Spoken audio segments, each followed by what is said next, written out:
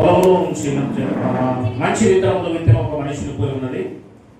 మనుషులు నిద్రించుచుండగా అతని శత్రువులు వచ్చి గోధుమల మధ్య గురుగులు విత్తిపోయాను. మొలకలు పెరిగి గింజ పట్టినప్పుడు గురుగులు కూడా ఆగుపడాను. అప్పుడు ఇంటి యజమాని దాసులు అతని ఎద్దుకు వచ్చి, అయ్యా, నీవు నీ పొలంలో మంచి విత్తనములు విత్తివి కదా, అందులో గురుగులు ఎక్కడి నుండి వచ్చినని అడిగిరి. అదే అవసరం లేదు, డైరెక్ట్ ఇది శత్రువు చేసిన పని అని అతను వారితో చెప్పగా, ఆ దాసులు, మేము వెళ్ళి వాటిని పెరిగి కూర్చున్న నీకు ఇష్టమా అని అతన్ని అడిగిరి. అందుకు అతను, వద్దు, గురుగులు పెరుగుదగా వాటితో కూడా ఒకవేళ గోధుమలు పెరిగితురు. కోతకాలం వరకు రెంటినీ కలిసి ఎదగనివుడి. కోతకాలం ముందు గురుగులను ముందుగా కూర్చి వాటిని కాల్చి వేయటకు కట్టలు కట్టి గోధుమలను నా కొట్టులో చేర్చి పెట్టని కోతకాండంతో చెబుతున్నాను. ఈ భావాన్ని మనము కింద 36 వచనం నుంచి చదువుకుందాం. అప్పుడైనా జనసమూహమును పంపివేసి ఇంటిలోనికి వెళ్ళగా ఆయన శిష్యులు ఆయన ఎద్దకు వచ్చి, పొలంలోని గురుగులు కూర్చిన ఉపమానం మాకు తెలియజెప్పమన్నది. అందుకు ఆయన ఇతడును, మంచి విత్తనములు విత్తువాడు మనిషి కుమారుడు, పొలము లోకము. మంచి విత్తనములు రాజ్య సంబంధులు, గురుగులు దుష్టుని సంబంధులు. వాటిని విత్తిన విశత్రువు అపవాది, కోత యుగ సమాప్తి, కోత పోయేవారు దేవదూతలు. గురుగులు ఎలాగో కూర్చోబడి అగ్నిలో కాల్చివేయబడును, అలాగే యుగ సమాప్తి జరుగును. మనిషి కుమారుడు తన దూతను పంపును, వారు ఆయన రాజ్యంలో నుండి ఆటంకంలో సకలమైన వాటిని దుర్నీతి పనులను సమకూర్చి అగ్నిగుండంలో పడివేతురు. అక్కడ ఏడుపును పండ్ల కొరకుటనే ఉండును. అప్పుడు నీతిమంతులు తమ తండ్రి రాజ్యంలో సూర్యుని వారి తేజరులు. చెవులు గలవాడు వినుగాక. ఆమేన్, హల్లెలూయా. అందరూ జాగ్రత్తగా ఉన్నారా? అందరూ ఇక్కడే ఉన్నారా? దేవునికి మహిమ కలుగునుగాక. ఈ ఉపమానాన్ని మరొకసారి మనము చూసుకోవడానికి ప్రయత్నం చేస్తూ ఉన్నాం. జాగ్రత్తగా మనం ఈ ఉపమానాన్ని ఆలోచించగలిగితే, లాస్ట్ వీక్ లో మనం చూసాం. ఏం చూసాం చెప్పండి? పిల్లలు కూర్చొని ఉన్నాం. గోధుమలు గురుగులు. సంఘములో గోధుమలు ఉంటాయి, గురుగులు ఉంటాయి. గురుగులు తన లక్షణాన్ని అవి బయట పెడతాయి, గోధుమలు తన లక్షణాన్ని అవి బయట పెడతాయి. ఎలా అంటే, యోసేపు గోధుమై ఉన్నాడు, ఇస్కారియోతుగా గురువై ఉన్నాడు. బైబిల్ ప్రకారం మనం గమనించినట్లయితే ఎవరు గోధుమ ఎవరు గురువు అనేది మనం ఆలోచిస్తే, వారి యొక్క క్యారెక్టర్ను బట్టి, వారి యొక్క స్థితిని బట్టి మనం బైబిల్లో నుంచి గురువులు ఎవరో గోధుమలు ఎవరో కనుగొనవచ్చు అని మనం తెలుసుకున్నాం. అలాగే దాని కాలం ఏంటి, కోతకాలం అంటే ఏంటి, కోత అంటే ఏంటి, యుగ సమాప్తి అంటే ఏంటి, రాజ్యం అంటే ఏంటి కూడా కొంచెం డెప్త్గా కాకుండా కొంచెం పైన మనం చూసే ప్రయత్నం చేశాం. మరికొంచెముగా ఈరోజు మనం లోతుగా వెళ్ళడానికి ప్రయత్నం చేద్దాం. జాగ్రత్తగా ఒకసారి మళ్ళా సోదరుడు ఇక్కడ రాస్తాడు, సమయం నాకు లేదు, వెళ్ళిపోతా ఉంది అని అంతే. ఆగింది అది అలా అయిపోయిందా? టైం ఎంత ఇప్పుడు? 11:06, 20 నిమిషాలు ఎందుకు చూడండి సార్. దాన్ని చూడండి, రైట్. దాన్ని చూసుకుంటే మనకు పొరపాటు అవుతుంది, నన్ను ఇబ్బందులు వేస్తారు తర్వాత. Very good. గోధుమలు గురుగులు చూసారా? గోధుమలు గురుగులు. మరి జాగ్రత్త చూద్దామండి. దేవుడు బైబిల్లో ఎందుకు చెప్పాడు అంటే, ఎవరిని దేవుడు తీర్చపరచడానికి కాదు, అందరూ సరి చేసుకోవడానికి. అందరూ గోధుమలు గురుగులు. ఇక్కడ మనం గమనిస్తే వీటిని దేవుడు అనేక రకాలుగా అనేక ఉపమానాలను టచ్ చేస్తూ చెప్పాడు. అందులో లైన్ మధ్యలో వెళ్తాము చూడండి. వాటిని ఎలా వివరిస్తూ వచ్చాడో మీకు జస్ట్ టూకీగా నేను చెప్పడానికి ప్రయత్నం చేస్తాను. రండి, 25వ అధ్యాయము మత్తయి సువార్త. అందరూ బైబిల్ తీయండి, జాగ్రత్తగా వినండి. మత్తయి సువార్త 25:31. తన మహిమతో మనిషి కుమారుడును ఆయనతో కూడా సమస్త దూతలను వచ్చినప్పుడు ఆయన తన మహిమ గల సింహాసనం మీద ఆసీనుడై ఉండును. అప్పుడు సమస్త జనులు ఆయన ఎదుట పోగు చేయబడుదురు. గొల్లవాడు మేకలలో నుండి గొర్రెలను వేరుపరిచినట్లు ఆయన వారిని వేరుపరిచి తన కుడివైపున గొర్రెలు ఎడమ వైపున మేకలు నిలవబెట్టును. ఇప్పుడు గొర్రెల దగ్గర గొర్రెలు స్టెప్ 1. ఇక్కడ ఏమంటున్నాడు? గోధుమల్ని గొర్రెలుగా కూడా పోలుస్తున్నాడు. ఎలా పోలుస్తున్నాడు? ఇక్కడ గురుగుల్ని మేకలుగా పోలుస్తున్నాడు. ఎలా పోలుస్తున్నాడు చూడండి. బైబిల్లో ఉన్న ఉపమానాల్లో దరిదాపులుగా 46 ఉపమానాల్లో 20 ఉపమానాలు పైగా ఈ పోలికలతోనే సరిపోతుంది. ఈ 2 రకాల పోలికలతోనే ఎవరు దేవునికి సంబంధించిన వాడు, ఎవరు దేవునికి సంబంధించిన వాడు కాడని ఈ పోలికలతోనే ఉపమానాలు చాలా ఉన్నాయి. ఈ రెండవ పోలిక మనం ఉపమానం చూస్తే, 1 మేకలు, 2 గురుగులు. దాని లక్షణాలు చూడండి ఎలా ఉన్నాయో చెప్తా ఉన్నాడు. 2:34. అప్పుడు రాజు తన కుడివైపు ఉన్న వారిని చూచి, నా తండ్రి చేత ఆశీర్వదింపబడి ఉన్న వాళ్ళారా, రండి, లోకం పుట్టినది మొదలుకొని మీ కొరకు సిద్ధపరచబడిన రాజ్యమును స్వతంత్రించుకొనుడి. నేను ఆకలి కొంటిని, మీరు నాకు భోజనం పెడితిరి, దప్పికొంటిని, నాకు దాహం ఇచ్చితిరి, పరదేశునై ఉంటిని, నన్ను చేర్చుకొంటిరి, దిగాంబరనే ఉంటిని, నాకు బట్టలు ఇచ్చితిరి, రోగినే ఉంటిని, నన్ను చూడవచ్చితిరి, చెరసాల్లో ఉంటిని, నా యుద్ధకు వచ్చితిరి అని చెప్పాను. అందుకు నీతిమంతులు, వీరిని ఏమంటున్నాడు? ఇంకొక రకంగా చూస్తే గొర్రెల్ని నెంబర్ 2లో నీతిమంతులు అంటున్నాడు. వాళ్ళని ఏమంటున్నాడు? నీతిమంతులు. వెరీ గుడ్, చాలా గమనించాలి. ఇకపోతే కిందికి, ప్రభువా, ఎప్పుడు నీవు ఆకలి కొని ఉండి చూచి నీకు ఆహారం ఇచ్చితివి, నీవు దప్పిక కొని ఉండుట చూచి ఎప్పుడు దాహం ఇచ్చితివి, ఎప్పుడు పరదేశమై ఉండుట చూచి నిన్ను చేర్చుకుంటివి, దిగాంబరమై ఉండుట చూచి బట్టలు ఇచ్చితివి, ఎప్పుడు రోగివై ఉండుట అయినను చెరసాలలో ఉండుట అయినను చూచి నీ యొద్దకు వచ్చితివని ఆయన అడిగెదరు. అందుకు రాజు, మిక్కిలి అల్పులైన ఈ నా సహోదరుల్లో ఒకరికి మీరు చేసితిరి కనుక నాకు చేసితిరని నిశ్చయముగా మీతో చెబుతున్నానని వారితో అనెను.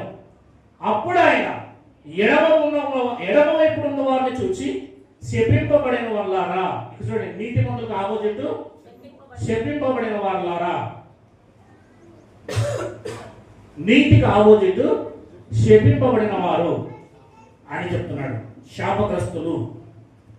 రైట్. శపింపబడిన వారులారా, నన్ను విడిచి అపవాదికిని వారి దూతలకును సిద్ధపరచబడిన నిత్యాగ్నిలోనికి పోవుడి. నేను ఆకలి వంటిని, మీరు నాకు భోజనం పెట్టలేదు, దప్పికొంటిని, మీరు నాకు దాహం ఇవ్వలేదు, పరదేశమే ఉంటిని, మీరు నాకు నన్ను చేర్చుకొనలేదు, దిగాంబరమై ఉంటిని, మీరు నాకు బట్టలు ఇవ్వలేదు, రోగిణి చెరసాలలో ఉంటిని, మీరు నన్ను చేర్చుకొనలేదు, చూడవచ్చలేదని చెప్పాను. అందుకు వారును, ప్రభువా, మేమెప్పుడు నీవు ఆకలి కొని ఉండట నేను, తప్పికొని ఉండట అయినను, పరదేశి అయి ఉండట అయినను, దిగాంబరై ఉండుట అయినను, రోగి అయి ఉండుట అయినను, చెరసాలలో ఉండుట అయినను చూచి నీకు ఉపచారం చేయకపోతేమని ఆయనను అడిగెదరు. అందుకైన, మిక్కిలి అల్పులైన వీరిలో ఒకడినైనా మీరు ఇలాగ చేయలేదు కనుక నాకు చేయలేదని మీతో నిశ్చయంగా చెప్తున్నానని వారితో అనెను. వీరు నిత్య శిక్షకును, నీతిమంతులు నిత్య జీవములకు పోయేదరు అని. తీర్పులో ఏం జరుగుతా ఉంది అని అంటే, నిత్య జీవానికి వెళ్ళేవారు ఉన్నారు, నిత్య శిక్షకు వెళ్ళేవారు. వీరిని ఏమంటున్నాడు? నిత్య జీవంలో ప్రవేశించేవారు. వీరిని ఏమంటున్నాడు? నిత్య శిక్షలోకి ప్రవేశించేవారు అని చెప్తా ఉన్నాడు. శపింపబడిన వారు నిత్య శిక్షలో వెళ్ళిపోతారు, ఆశీర్వదింపబడిన వారు నిత్య రాజ్యంలోనికి వెళ్ళిపోతారు, నీతిమంతులు అని విడదీస్తున్నాడు. చూసారా? ముందు ఏం చెప్పాడు వాళ్ళని? ఆరంభంలో ఏం చెప్పాడు వాళ్ళని? చూసారా? ఆరంభంలో ఇంకా గోధుమలు అనే దానికంటే ముందు మనం ఏం చూసామంటే, దాన్ని కూడా మనము పైన రాస్తే బాగుంటదేమో. గొర్రెల కంటే పైన త్రోవా అని రాసి, రాళ్ళల్లో అని రాసి, మూండ్ల పొద అని రాసేసి ఒకవైపున ఇవన్నీ. తర్వాత యువతలకు వస్తే మనం ఏం చూసాము? మంచి నేల.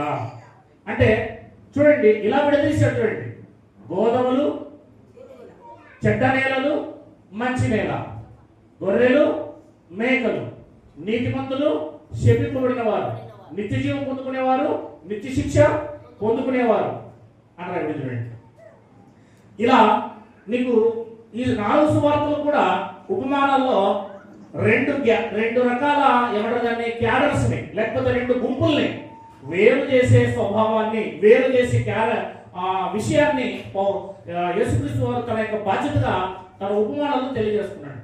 ఇంకొక ఉపమానం దగ్గరికి వెళ్ళిపోదాం, మరొక ఉపమానం దగ్గరికి వెళ్ళిపోదాం. కొంచెం వినికరండి. 25 మొదటి వచనం. పరలోక రాజ్యము తమ దివిటీలు పట్టుకొని పెళ్లి కుమారుని ఎదుర్కొంటకు బయలుదేరిన 10 మంది కన్యకలు పోలి ఉన్నది. వీరిలో 5 బుద్ధి లేని వారు, 5 బుద్ధి గలవారు. ఇది బుద్ధి గలవారు. నెక్స్ట్ బుద్ధి గలవారు రాయండి ఇక్కడ. బుద్ధి గలవారు, బుద్ధి లేని వారు. చూసారా, ఇది రెండు మళ్ళా తేడా. మళ్ళా దీన్ని కూడా మొదటి ఉపమానానికి కలుపుతున్నాడు, దీన్ని కూడా రెండవ ఉపమానానికి కలుపుతున్నాడు. ఉపమానము వేరువేరైన విషయాలేమో అదే గోధుమల గురుగుల గురించి మాట్లాడుతున్నాడు, వేరేం మాట్లాడటం లేదు. వీరిలో 5 బుద్ధి లేని వారు, 5 బుద్ధి గలవారు. బుద్ధి లేని వారు తమ దివిటీలు పట్టుకుని తమతో కూడా నూనె తీసుకొని పోలేదు. ఎవరు? బుద్ధి లేని వారు. బుద్ధి గలవారు తమ దివిటీలతో కూడా సిద్ధలో నూనె తీసుకొని పోయి పెళ్లి కుమారుడు ఆలస్యం చేయగా వారందరూ పురికి తెరిచుచుండిరి. అర్ధరాత్రి వేళ ఇదిగో పెళ్లి కుమారుడు, అర్ధరాత్రి వేళ ఇదిగో పెళ్లి కుమారుడు అతను ఎదుర్కొనకు రెండని కేకలు వేయబడెను. అప్పుడు ఆ కన్యకలందరూ లేచి తమ దివిటీలు చక్కపరిచిరి గాని బుద్ధి లేని ఆ కన్యకలు మా దివిటీలు ఆరిపోవచ్చున్నవి కనుక మీ నూనెలో కొంచెం మాకు ఇవ్వడని బుద్ధిగల వారిని అడిగిరి. అందుకు బుద్ధిగల కన్యకలు మాకు మీకు ఇది చాలదనేమో, మీరు అమ్మవారి ఎద్దుకు పోయి కొనుక్కొనని చెప్పిరి. వారు కొనుగోచుండగా పెళ్లి కుమారుడు వచ్చెను. పెళ్లి కుమారుడు ఏమయ్యాడు? యేసుక్రీస్తు రెండవ రాకడ. అప్పుడు సిద్ధపడి ఉన్నవారు అతనితో కూడా పెళ్లి విందు లోపలికి పోయిరి. అంతడు తలుపు వేయబడెను. అంతడు ఏమైపోయింది? మీకు ఇక్కడ తలుపు వేయబడెను అంటే తలుపు తీసింది ఎవరు? తలుపు తీసింది ఎవరు? తలుపు తీసింది ఎవరండి? తలుపు తీసింది పేతురు. తలుపు తీసింది ఎవరు? కీసు ఎవరికి ఇచ్చిపోయాడు? పేతురుకి ఇచ్చిపోయాడు. అర్థమైందా? తలుపు తీయడానికి ఎవరికి ఇచ్చారు కీసు? ఇశ్రాయేలు లోపలికి రావాలన్నా ఎవరు చెప్తే రావాలి? సమరయ లోపలికి రావాలన్నా ఎవరు వెళ్ళాలి? అన్ని జనాంగం లోపలికి రావాలన్నా ముందు రిబ్బన్ కటింగ్ ఎవరు చేయాలి? అంటే పేతురు గారు. పేతురు గారు చేత దేవుడు ఓపెన్ చేయించాడు. యేసుక్రీస్తు రెండో రాకడలో ద్వారం ఏమైంది? క్లోజ్ అయిపోయింది. క్లోజ్ అయితే నోవాహు కాలంలో ఓడ, నోవాహు ఆ డోర్లు వేసిన తర్వాత మళ్ళా నోవాహు తీసాడా? క్లోజ్ అయిపోయింది. మళ్ళీ ఎవరైనా నోవాహు రాగలరా? సేమ్ ఇక్కడ కూడా ఇది ఆత్మీయ ఓడ. మొదటి శతాబ్దంలో ఉన్న ఈ ఓడ ఏంటంట? మొదటి శతాబ్దంలో దీన్ని 40 సంవత్సరాలు తయారు చేశారు ఈ ఓడని. ఆమేన్. ఎన్ని సంవత్సరాలు? 40 years. నోవాహు ఎన్ని సంవత్సరాలు ఓడ తయారు చేశాడు? 120 years. ఒక తరం వాళ్ళకి 120 years, 120 సంవత్సరాలు ఓడను తయారు చేశాడు. 120 సంవత్సరాల తర్వాత నోవాహు కాలంలో ఎంతమంది లోపలికి వెళ్ళారు? సువార్త ప్రకటిస్తే ఒక లెక్క ఉంది, 8. హల్లెలూయా. 8. సొదొమ గొమొర్రాలో నుండి బయటికి ఎంతమంది వచ్చారు? ఓన్లీ 3. లెక్క ఎంత? 4 అనుకోండిలే, లెక్క 4 అంతేనా? తర్వాత నశించింది, వదిలేండి. కనుక ఎంతమంది? 3 లేదా 4 బయటికి దేవదూతల సాక్ష్యం సువార్త ప్రకటించినప్పుడు. చూడండి, మరి అరణ్యంలోనికి ఐగుప్తులో నుండి యోర్దాను దాటి మరి వాగ్దాన దేశమైన కనాన్లోకి ఎంతమంది ప్రవేశించారు? కేవలం 2. కేవలం ఎంతమంది? ఇక్కడ నుంచి అక్కడికి పోయింది 2 మాత్రమే. అలాగే ఇక్కడ యేసుక్రీస్తు వారు ఆత్మ సంబంధమైన ఒక ఓడ తయారు చేశారు. ఎలాంటి ఓడ? విశ్వాసంతో కూడిన ఓడ, ఆత్మ సంబంధమైన ఒక ఓడ. ఆ ఓడ పేతురు చేత ఓపెన్ చేయించాడు. ఓపెన్ చేయబడిన ఆ యొక్క ఓడ రెండవ రాకడలో క్లోజ్ అయిపోయింది. ఏమైపోయింది? డోర్ ఓపెన్ అయింది, క్లోజ్ అయిపోయింది. దేవుడికి మహిమ కలుగును గాక. నేనేమంటానంటే, ఇప్పుడు నోవాహు కాలంలో 120 సంవత్సరాలు ప్రకటించిన తర్వాత, లిజన్ వినాలి, 120 సంవత్సరాల తర్వాత ఓడ లోనికి వెళ్ళిన వారు బయటకు వచ్చారా లేదా? తర్వాత సొదొమ గొమొర్రాలోకి వచ్చిన వెళ్ళిన వారు బయటకు వచ్చి వాళ్ళ జీవితం తర్వాత గడిపారా లేదా? ఇద్దరు కనాను దేశంలోకి వెళ్ళిన తర్వాత వాగ్దాన దేశంలో, ఆ తర్వాత వాళ్ళు కూడా వాళ్ళ జీవితాన్ని దేశంలో గడిపారా లేదా? అలాగే ఈ ఓడలోకి ఎక్కిన వారు ఎవరైతే ఉన్నారో డోర్ క్లోజ్ అయిన తర్వాత మరలా వీరు భూమి మీదకి దిగొచ్చారు. ఎక్కడికి దిగొచ్చారు? ఆత్మీయంగా వాళ్ళు యేసుక్రీస్తులో ఏకమైన, ఆత్మీయంగా అర్థం చేసుకోవాలంటే డోర్ అంటే డోర్ కాదు, ఏకమవడం అంటే ఏకమవడం కాదు, వివాహం అయింది. ఏమైంది? ప్రభువైన యేసుక్రీస్తు వారికి సంఘానికి ఏమైంది? రెండవ రాకడలో వివాహం. ప్రధానం ఎవరు చేశారు? పౌలు గారు ప్రదానం చేశారు. పౌలు గారు ప్రదానం చేశారు. వివాహం యోహాను గారు చూశారు. దేవుడికి మహిమ కలుగును గాక. వివాహం అయింది. వివాహం అయినప్పుడు భార్యాభర్తలు ఇద్దరు ఏమవుతారు? ఏకమవుతారు. ఏకమై వాళ్ళిద్దరు ఏమయ్యారు? పరలోకం నుంచి కిందికి దిగొచ్చారు. సంఘం పైకి ఎత్తబడింది. ఎత్తబడిన సంఘం మరలా భూమి మీదకి దిగొచ్చింది. ఎత్తబడడం తెస్సలోనిక పత్రికలో చూస్తారు, దిగొచ్చేది ప్రకటన 21లో చూస్తారు. దేవుడికి మహిమ కలుగును గాక. అర్థమవుతుందా? కనుక ఎత్తబడి పెళ్లి చేయబడి తిరిగి భూమి మీదకి దిగొచ్చింది ఆత్మీయ సంబంధమైన సంఘం. ఆ సంఘంలోనే మనము ఉన్నాం.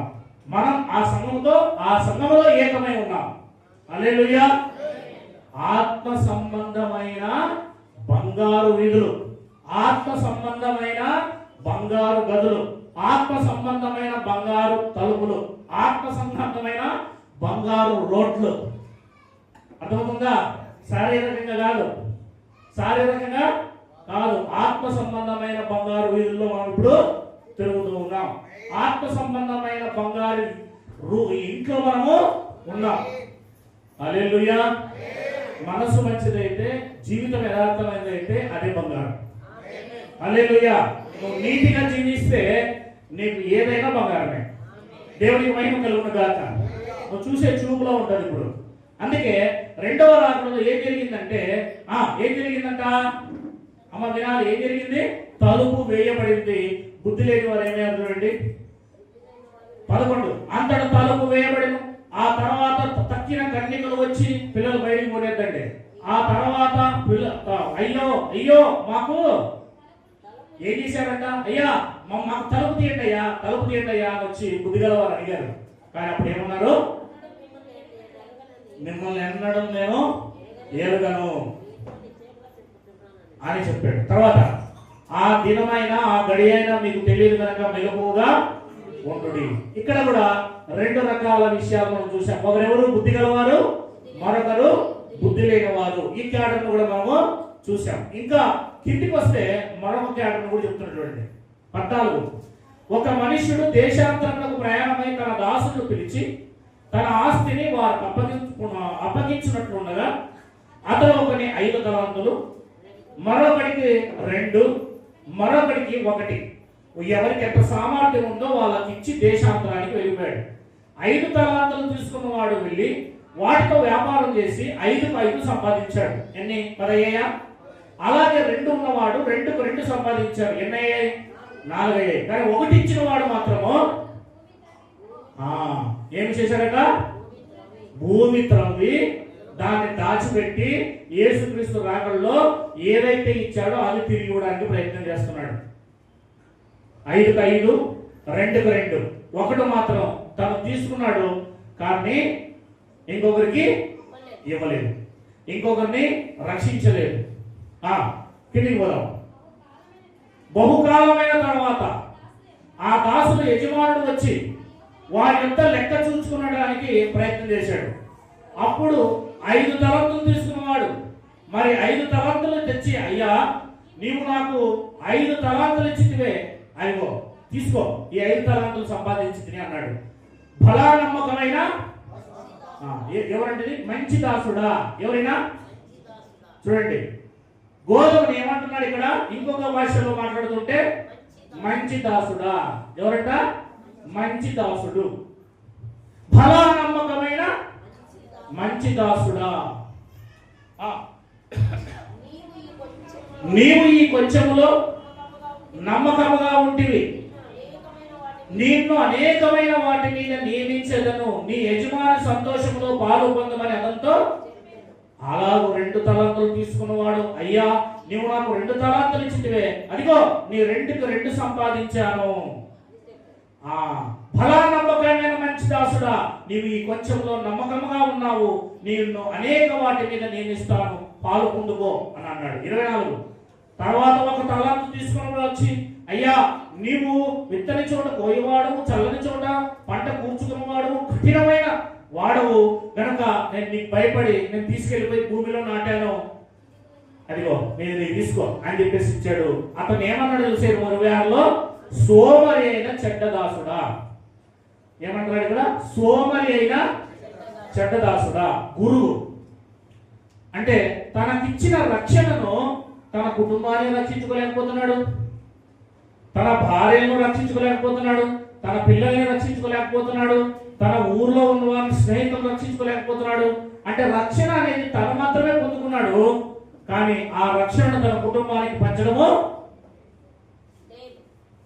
ఓ మాట అన్నాడు చూడండి పౌలు గారు, నీవు విశ్వసిస్తే నీ ఇంటి వారు కూడా రక్షణ పొందుకుంటారు. నీవు రక్షించబడిన తర్వాత నీ కుటుంబంలో ఉన్న వారు రక్షించబడడానికి నువ్వు ప్రయత్నము చేయాలి 100%. ఒకవేళ నీవు ఒక్కడు మాత్రమే రక్షణ పొందుకొని నీ ఇంటి వారిని రక్షణ పొందుకోవడానికి నువ్వు ప్రయత్నం చేయకపోతే నీ విశ్వాసం ఏమైపోతుందట?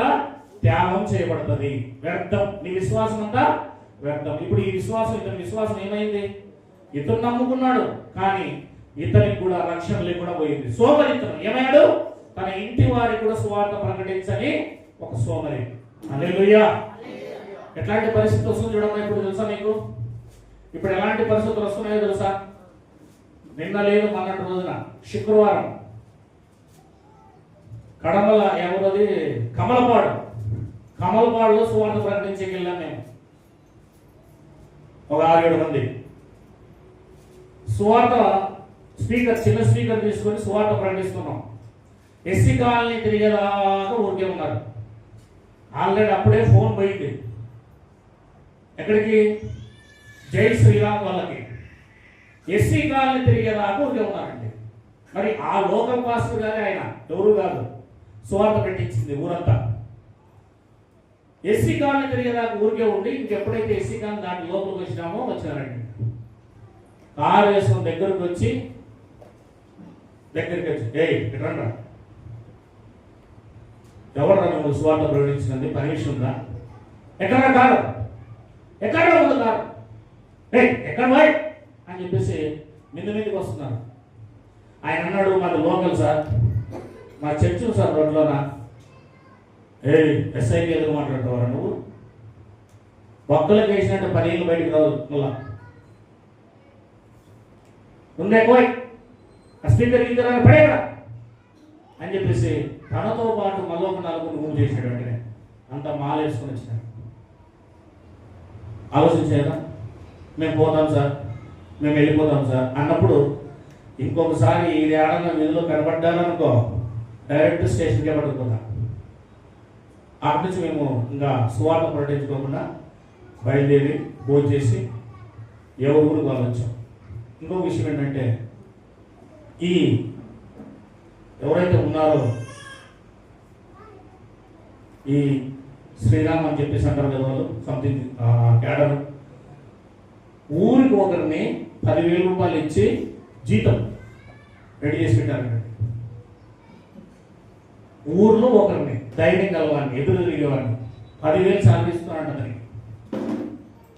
ఎవరైనా ఏదైనా సువార్త ప్రకటించే వాళ్ళు కానీ ఇలాంటి వాళ్ళు వస్తే వాడు వెంటనే ఇంటిమేషన్ పోలీస్ స్టేషన్ అందిస్తాడు, లేదా వీళ్ళకి అందిస్తాడు. వాళ్ళ గ్రూప్ ఉంటుంది ఒకటి. కనుక ఊరికి ఒకరికి 10,000 రూపాయలు ఇచ్చి అదే పనికే సిద్ధం చేస్తున్నారు.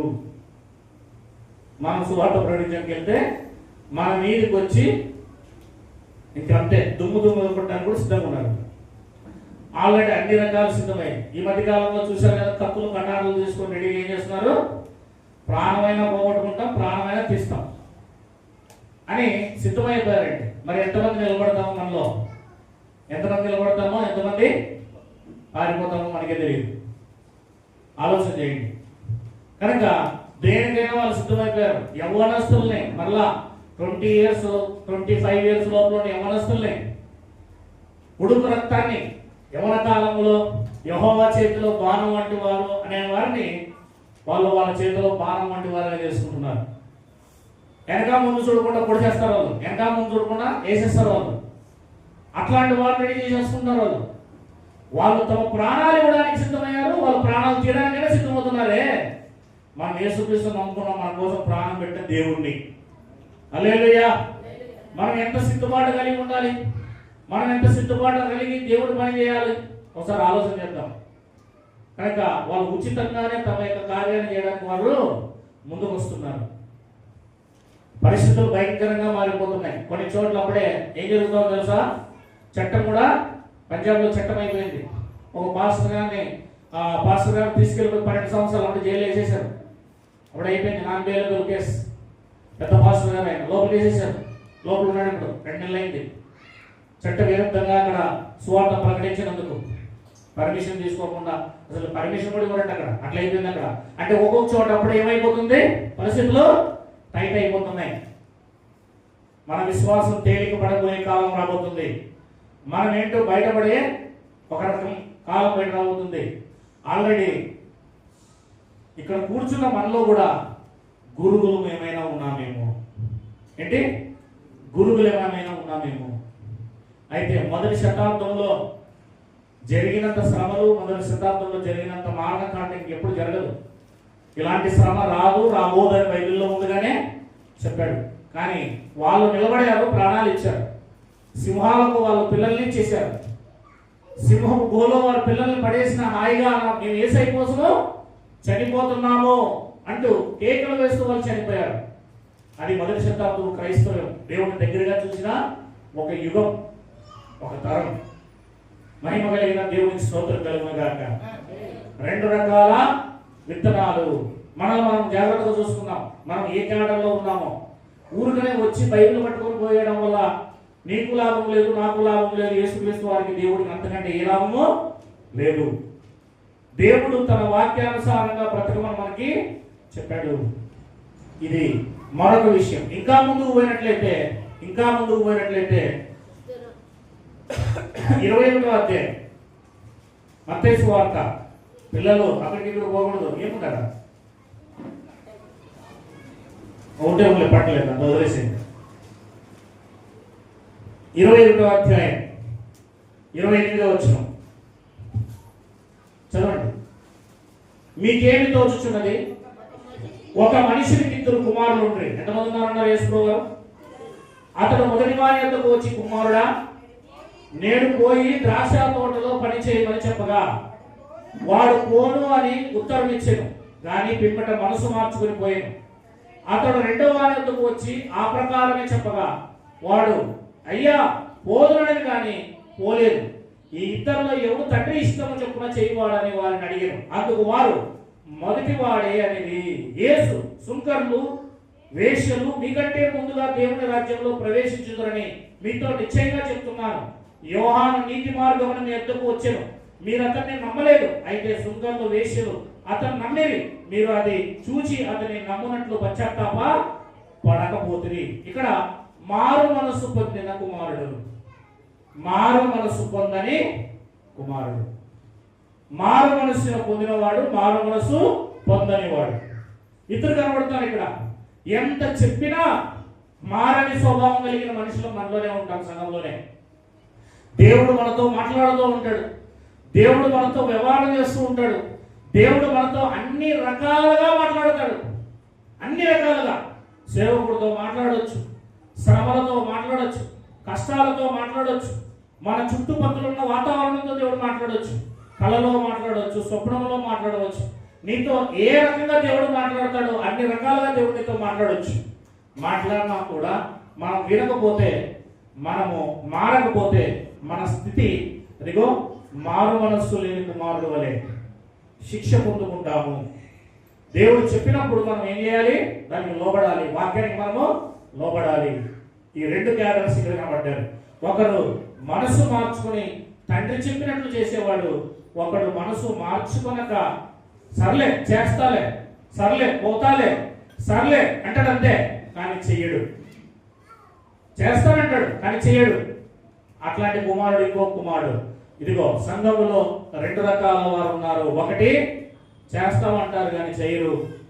ఇంకొకడు పోను అంటాడు కానీ తర్వాత మారు మనసు పొందుకొని నా తండ్రి మాట వినాలి కదా, నా దేవుని మాట వినాలి కదా, నా దేవుని మాట వినాలి కదా, నేను కృతజ్ఞత కలిగి బ్రతకాలి కదా అని తర్వాత మారుమనసు పొందుకొని తాను దేవుని పనిలోకి ముందుకెళ్తాడు, దేవుని చిత్తానుసారంగా జీవిస్తాడు.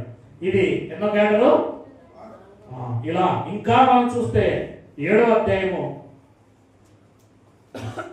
మత్తయి సువార్త 24వ వచనం నుంచి చూద్దామండి.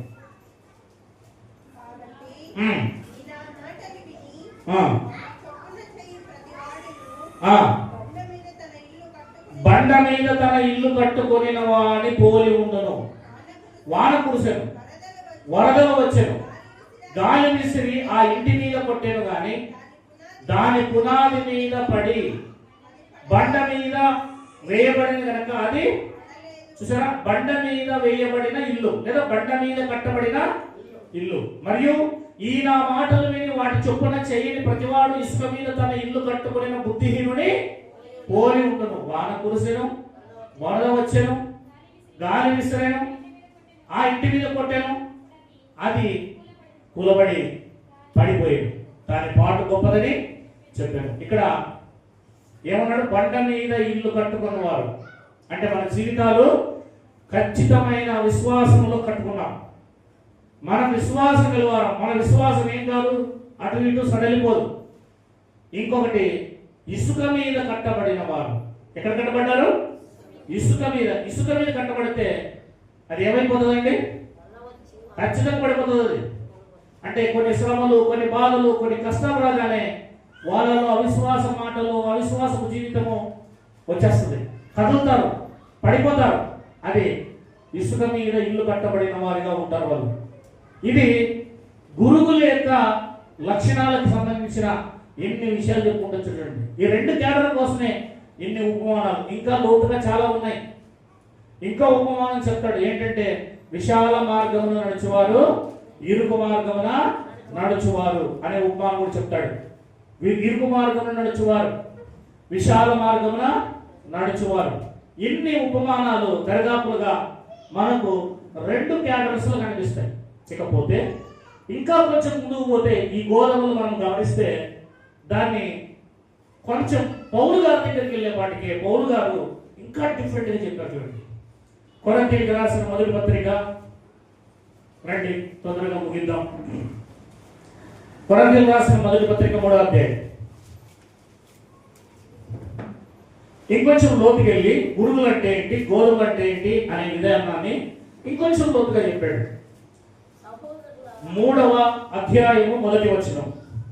సహోదరులారా, ఆత్మ సంబంధులైన మనుషులతో మాట్లాడినట్టు నేను మీతో మాట్లాడలేకపోతే, శరీర సంబంధులైన మనుషులే అనియు క్రీస్తునందు పసిబిడ్డలే అనియు మీతో మాట్లాడవలసి వచ్చాను. ఇక్కడ గోధుమలు ఏమన్నాడు? ఇక్కడ ఆత్మ సంబంధులైన మనుషులు.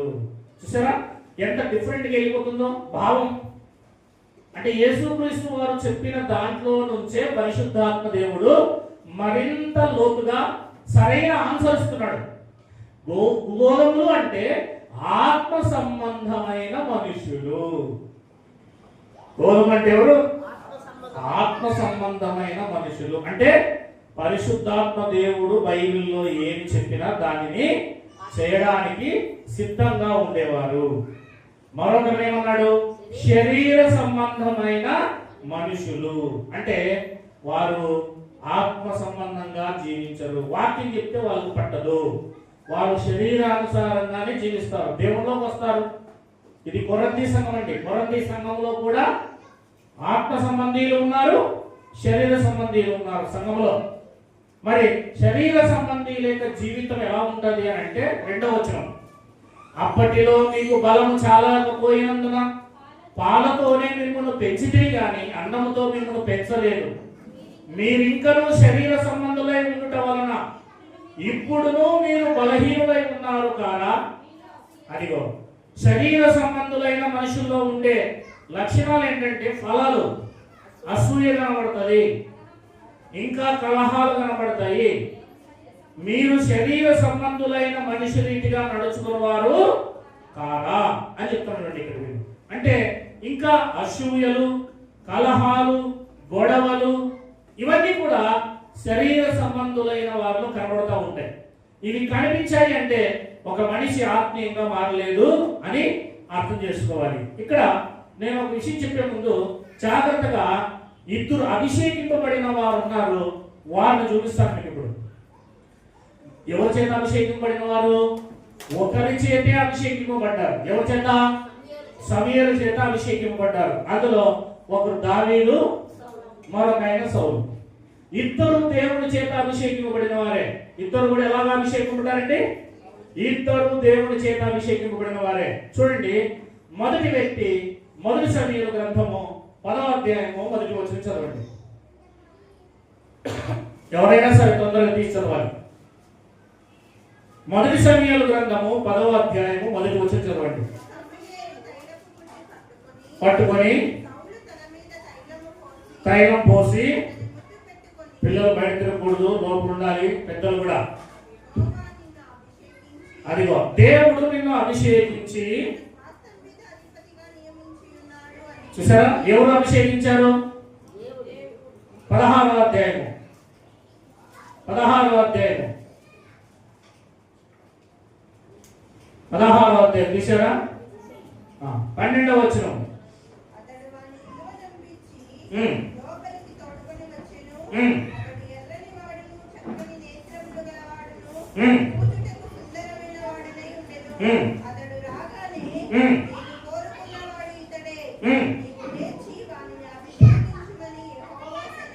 అదిగో సమూయేలు ఎవరు అభిషేకించాడు? దావీదును అభిషేకించాడు. ఒకే రకమైన దేవుడి దగ్గర ఉన్న తైలం ఉండేది. ఆ అభిషేక తైలంతో ఇద్దరిని కూడా ఒకే తైలంతో అభిషేకించాడు. కానీ ఇద్దరు యెహోవా చేత అభిషేకింపబడ్డారు. సమూయేలు అభిషేకించాడు. దేవునికి మహిమ కలుగును గాక. వింటున్నారా? కానీ మీరు గమనిస్తూ పోతా ఉంటే ఇద్దరి యొక్క అభిషేకంలో ఇద్దరు అభిషేకింపబడ్డారు. ఇద్దరు దేవుడే అభిషేకించాడు. కానీ అభిషేకములో సమానతత్వం దేవుడు ఇస్తాడండి. వాక్యం అందరికీ ఏమి సమానంగా ఇస్తాడండి. ఇక్కడ ఉన్న వాళ్ళందరికీ వాక్యము సమానం ఉంటుంది, వేరువేరుగా ఏమి ఉండదు. కానీ మనం తీసుకునే మనస్సు, మన మనస్సు చూడండి, మన స్వభావం చూడండి, దాన్ని బట్టి మన అభిషేకాన్ని చెడగొట్టుకుంటాం. దేని బట్టి అభిషేకాన్ని చెడగొట్టుకుంటాం చెప్పండి? మన మనస్సును బట్టి. ఏమంటే మంచి బాటిల్లోకి నూనెను వేస్తే ఆ నూనె బాగుంటుంది. అదే చెడిపోయిన బాటిల్లోకి ఆ నూనెను వేస్తే నూనె కూడా చెడిపోతుంది. అభిషేకం అనేది యథార్థవంతుడైన హృదయంలోకి, మంచి వారిలోకి అభిషేకం వేస్తే ఆ అభిషేకం మరింతగా దానికి లోబడి దేవుని యొక్క భయభక్తులు కలిగి ఉండడం నేర్చుకుంటుంది. ఆ అభిషేకము చెడిపోయిన హృదయంలోకి వేయబడితే అది చెడిపోయిన హృదయం కనుక ఆ అభిషేకానికి ఏమాత్రం లోబడదు. అంటే దేవుడు యొక్క మాటలకు ఏమాత్రమో లోబడదు. ఇక్కడ ఈ రెండింటిని మనం జాగ్రత్తగా గమనిస్తే దావీదు గారు ఎలా ముందుకు వెళ్ళారో తమ జీవితంలో, సౌలు గారు తన జీవితంలో ముందుకు ఎలా వెళ్ళారో కొన్ని మాటలు చూద్దాం. 24వ అధ్యాయము 1వ వచనం చదవండి. ఫస్ట్ 6వ వచనం చదవండి డైరెక్ట్ గా. మొదటి సమూయేలు 24:6. చూసారా? పౌలు గారు దావీదు గారు ఏమంటున్నారు? సమూయేలు యెహోవా చేత అభిషేకం పొందినవాడు గనుక యెహోవా చేత అభిషిక్తుడైన నా ప్రభువునకు, అంటే సౌలునకు నేను ఈ కార్యము చేయను, యెహోవాను బట్టి అతను నేను చంపను అని తన జనులతో చెప్పాడు. ఈ మాటలు చెప్పి దావీదు తన జనులను అడ్డగించి సౌలు మీదికి పోనీక వారిని ఆపాను. తర్వాత సౌలు లేచి గుహలో నుండి బయలు వెళ్ళి మార్గమున పోయింది. అప్పుడు దావీదు లేచి గుహలో నుండి బయలు వెళ్ళి, నా ఏలినవాడా రాజా అని సౌలు వెనక నుండి కేకలు వేయగా సౌలు వెనక చూచెను. దావీదు నేలన సాష్టాంగపడి నమస్కారం చేసి సౌలుతో ఇట్లనెను, దావీదు నీకు కీడు చేయనుద్దేశించి చున్నాడని జనులు చెప్పిన మాట నీవెందుకు వినుచున్నావు? ఆలోచించుము. ఈ దినమున యెహోవా నిన్ను ఈలాగు గుహలో నా చేతికి అప్పగించెను. అది నీ కళ్ళారా చూచితివే. కొందరు నిన్ను చంపమని నాతో చెప్పినను. నేను నీ యందు కనికరించి ఇతడు యెహోవా చేత అభిషేకం పొందినవాడు గనక నా ఏలిన వాడిని చంపని నేను చెప్పింది. దేవునికి మహిమ కలుగును గాక. ఒక అభిషేకింపబడిన వారు ఒక అభిషేకించబడిన వారి విషయంలో చాలా జాగ్రత్తగా ఉండాలి. మనం ఇక్కడ ఉన్నవారు ఆత్మచేత నిజంగా అభిషేకింపబడి ఉంటే మరొక ఆత్మచేత అభిషేకింపబడిన వారి విషయంలో తూలనాడరాదు. ఒకవేళ తూలనాడుతూ ఉంటే నువ్వు అభిషేకింపబడినను నీ హృదయం కలుషితమైన కనుక నీ కలుషితమైన హృదయంతో నీ అభిషేకాన్ని పోగొట్టుకుంటున్నావు. ఇక్కడ దావీదు హృదయం మంచిది కనుక తాను ఎలాంటి వాడిని, నీవు దేవుడి చేత అభిషేకింపబడ్డావు, నేను నీ మీద చెయ్యి ఎత్తను, నేను చంపను అని తన యథార్థమైన మంచి హృదయాన్ని అతను బయట పెట్టుకున్నాడు. దేవునికి మహిమ కలుగును గాక. హృదయంలో ఏముందో నోరదే మాట్లాడుతుంది, హృదయంలో ఏముందో కళ్ళదే చూస్తుంది, హృదయంలో ఏముందో అదే మన ప్రవర్తనలో కనపడుతుంది. కనుక హృదయం నిండిన దాన్ని బట్టి మన ప్రవర్తన ఉంటుంది. అందుకే ఈయన హృదయం యథార్థమైంది కనుక చేతిలో ఇలా దొరికిన వ్యక్తిని కత్తి తీసుకుని నరికితే తల ఎగిరిపోద్ది. ఇంకా ఎవరిది? సౌలుది. కానీ అతన్ని చంపలేదు. కారణం, అతను దేవుడి చేత అభిషేకింపబడిన వాడు. దేవుడి చేత అభిషేకింపబడిన వాడు ముట్టకూడదు, అది నా పని కాదు. దేవుడి చేత అభిషేకింపబడిన వాడిని మా మీద ఒక మాట మాట్లాడడం కూడా నా పని కాదు. ఎందుకంటే అది మనకు శాపంగా మారుతుంది. కీడుకు ప్రతి కీడప్పటికి మనము చేయకూడదు. కీడు చేశాడు ఎవరు? సౌలు. కానీ దావీదు ఎప్పుడు కూడా కీడుకి ప్రతి కీడు చేయలేదు. ఎందుకంటే ఒక నిజమైన యథార్థమైన హృదయం గలవాడు దేవుడి మీద ఆధారపడేవాడు. హల్లెలూయా. కీడుకు ప్రతి కీడు చేయొద్దు ఎప్పటికీ. అది నీ యొక్క దైవ లక్షణమే కాదు. నేను దూషించిన వారిని ఆశీర్వదించు, నేను తూలనాడినా వారిని ఆశీర్వదించు, నీ కోసం చెడ్డగా మాట్లాడినా వారిని ఆశీర్వదించు. అవి ఏమై ఉన్నాయంటే నీవు ఎదగడానికి మెట్లు. దేవునికి మహిమ కలుగును గాక. అర్థం చేసుకుంటావా? నేను ఫలానా వాడు దూషించాడు, రాజకుమార్ నేను దూషించాడు, నీకు తెలిసింది, దేవుడు రాజకుమార్ని ఆశీర్వదించును గాక అన్నప్పుడు ఒక మెట్టు ఆటోమేటిక్ గా నీవు కట్టుకున్నట్లా. నిన్ను దూషించేవారు, నిన్ను హింసించేవారు, నీ వెనకాల మాట్లాడేవారు మీకు దొరికితే మీరు చాలా అదృష్టవంతులు. ఎందుకంటే మీకోసం మిమ్మల్ని మరింతగా పైకెత్తుతున్నారు. దేవునికి మహిమ కలుగును గాక.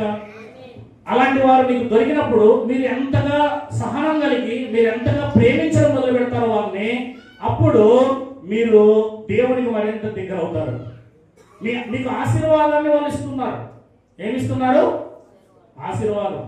మనల్ని దూషించేవారు మనకు దొరికితే, మనల్ని అనేవారు మనకు దొరికితే మనం ఎంతో అదృష్టవంతులం. ఎందుకంటే మన ప్రభువైన యేసుక్రీస్తు వారిని దూషించినప్పుడు, కొట్టినప్పుడు, తిట్టినప్పుడు, సిలువేసినప్పుడు, తండ్రి వీరు ఏం చేయించున్నారు వీరు కనుక వీరిని క్షమించి అన్నప్పుడు ఉన్నతమైన స్థానంలో దేవుడి కుడి పార్శ్వమున ఆయన ఆశీర్వదించాడు.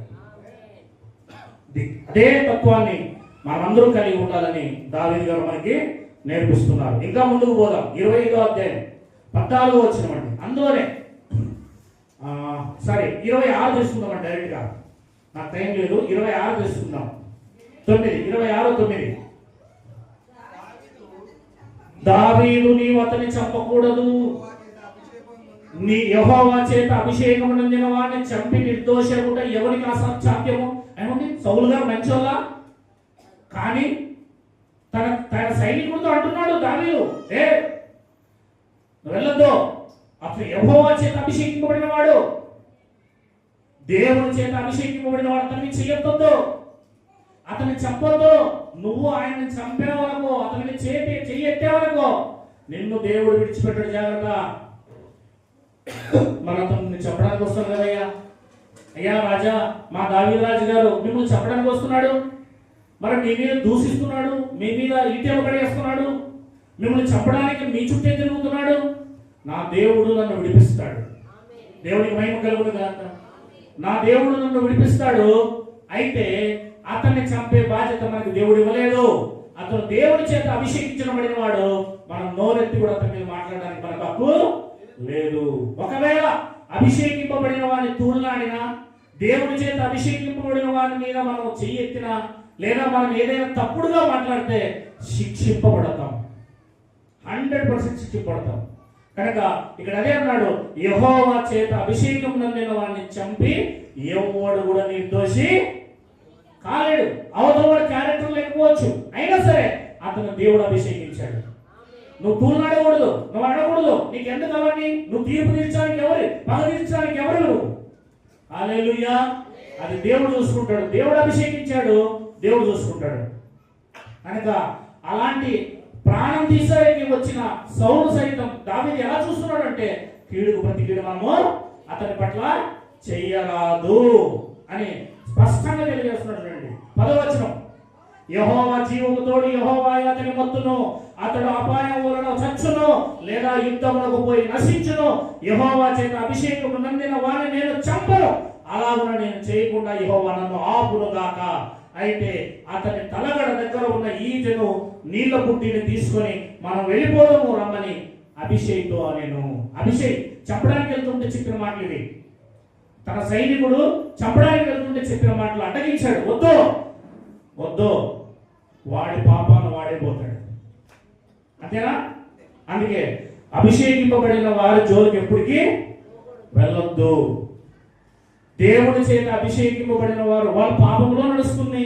వాళ్ళు ఏమైనా లేనివ్వండి, వాళ్ళు ఏమైనా అన్నా వాళ్ళకో తప్పనిసరిగా శిక్షింపబడతారు. అందుకే మనం ఎవరి మీద తూలనాడకుండా మన నోటిని కాచుకోవడం మంచిది. తప్పుడు దారిలో నడుస్తున్నాడా? సార్ నడిచి వాళ్ళ సావాడు చస్తాడు, దేవుడు చూసుకుంటాడు. నిన్నెవరు అతని మీద అధికారిగా పెట్టారు? నిన్నెవరు అతని మీద లీడర్గా పెట్టారు? నిన్నెవరు అతని మీద నాయకుడుగా పెట్టారు? ఎట్లే కదా. నీవేదో నీ లెక్క ఏదో నువ్వు చూసుకొని నీ పాపాన్ని క్షమించుకొని నువ్వు దేవుని దగ్గరికి వెళ్ళిపోయే ప్రయత్నం చేయి. మరొకరిని అనడానికి నీ చేత నీకు అధికారం లేదు. అదే దావీదు చేశాడు. తన పాపంలో తాను పడతాడు, యుద్ధంలో చేస్తాడో లేకపోతే దేవుడే మొత్తుతాడో మొత్తుకొని నాకు మాత్రం అభిషేకింపబడిన వాడి జోలికి వెళ్ళడమో దేవుడు నన్ను ఆపును గాక. హల్లెలూయా. దేవునికి మహిమ కలుగును గాక. ఇంకొంచెం ముందుకు పోదాం, జాగ్రత్తగా మనం చూద్దాం.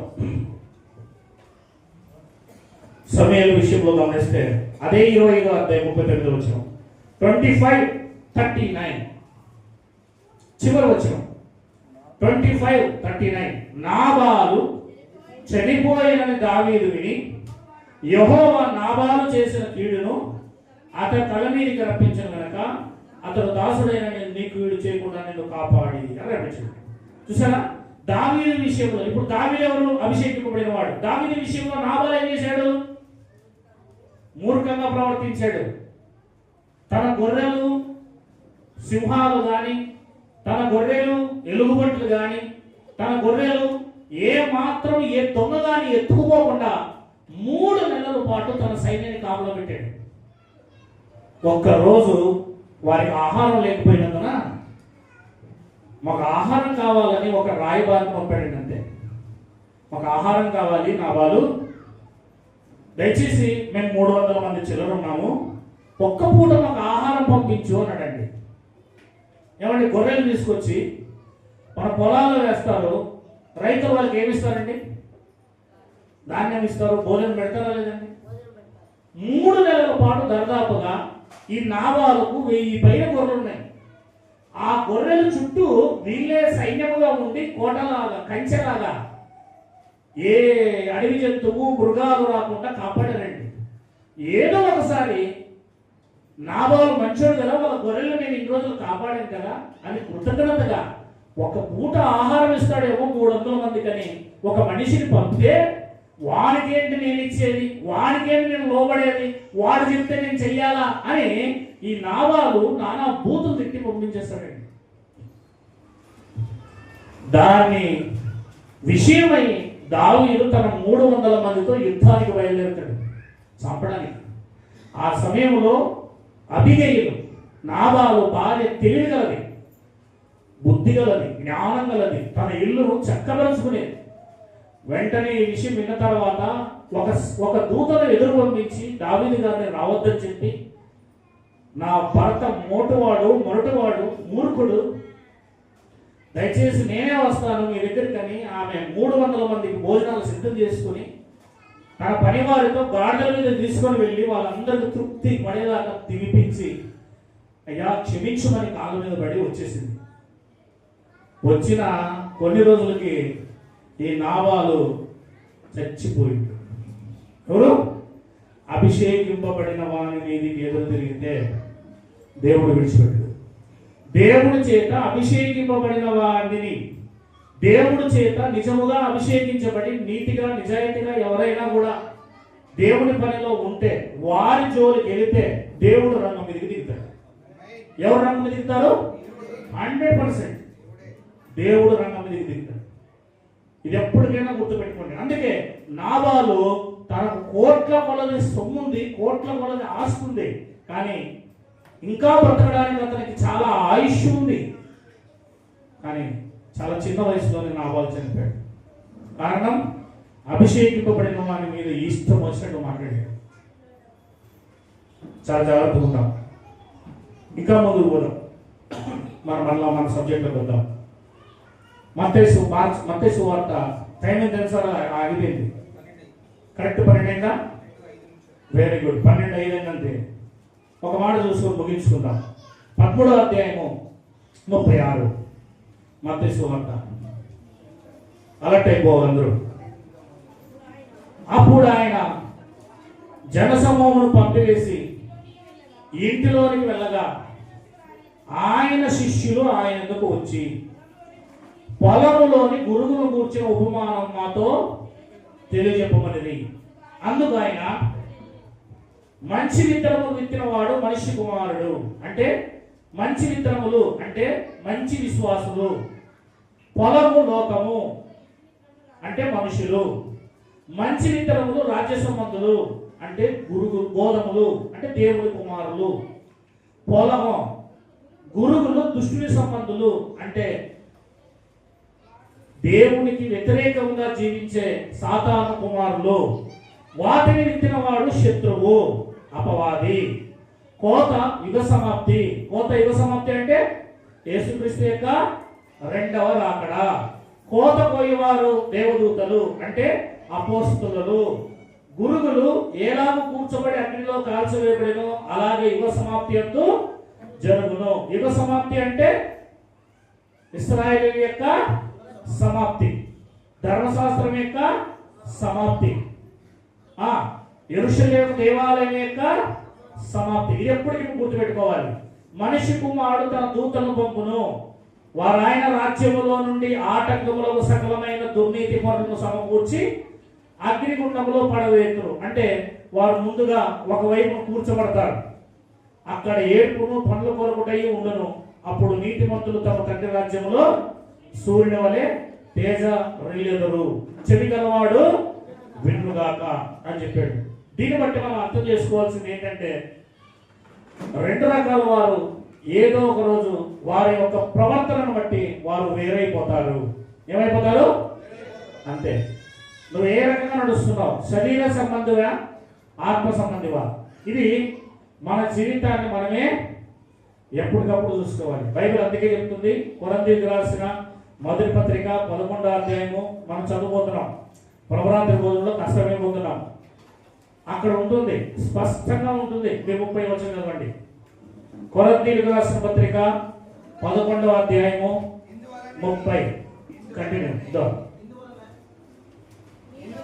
ఎందువలననే మీలో అనేకులు బుద్ధిహీనులు రోగులునై ఉన్నారు, చాలా మంది నిద్రించుచున్నారు.